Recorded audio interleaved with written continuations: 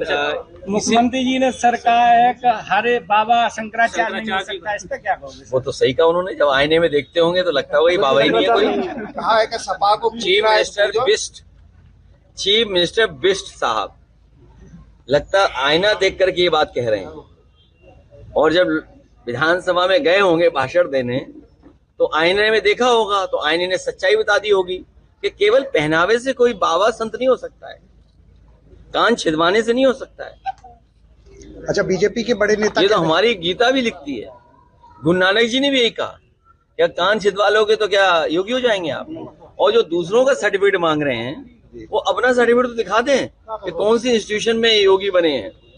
इसलिए chief minister Bisht जी जब उन पे कोई काम नहीं बचा है तो वो जनता को धोखा देने में निकल गए। और उनकी भाषा देखो, पूजनीय शंकराचार्य ने कहा है कि ऐसी भाषा तो गुंडों की भी नहीं होती है।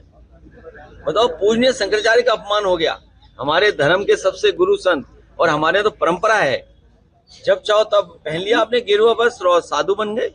अपने इटावा में कहीं होंगे ऐसे, बीजेपी इटावा में कहीं होंगे, इधर चले जाओ यमुना और चंबल के किनारे, बताओ तमाम बाबा लोग रह रहे कि नहीं रह रहे? बीजेपी कहती अब उनके भी सर्टिफिकेट मांगोगे सबके? बीजेपी कहती है कि हम सनातन को मजबूत कर रहे हैं और विपक्ष डिस्ट्रैक्ट कर रहा है, सदन नहीं चलने देते हैं। पहले तो आप ये समझ लो सनातन क्या है। बीजेपी वाले सनातनी नहीं समझाते क्या है। बीजेपी वाले क्योंकि खुद ही सनातनी नहीं है। सनातन का मतलब ये हुआ कि आप प्योर वेजिटेरियन होंगे। बताओ बीजेपी वाले कितने प्योर वेजिटेरियन हैं? और अमेरिका की डील में सुना है विदेशी एग्रीकल्चर प्रोडक्ट्स आ रहे हैं, विदेशी सब चीजें आ रही हैं। चिकन बर्गर तो पहले ही मिल रहा था, चिकन पिज्जा मिल रहा था, और अब एग्रीकल्चर प्रोडक्ट्स भी आ जाएंगे। तो बताओ क्या बचा हमारे देश में?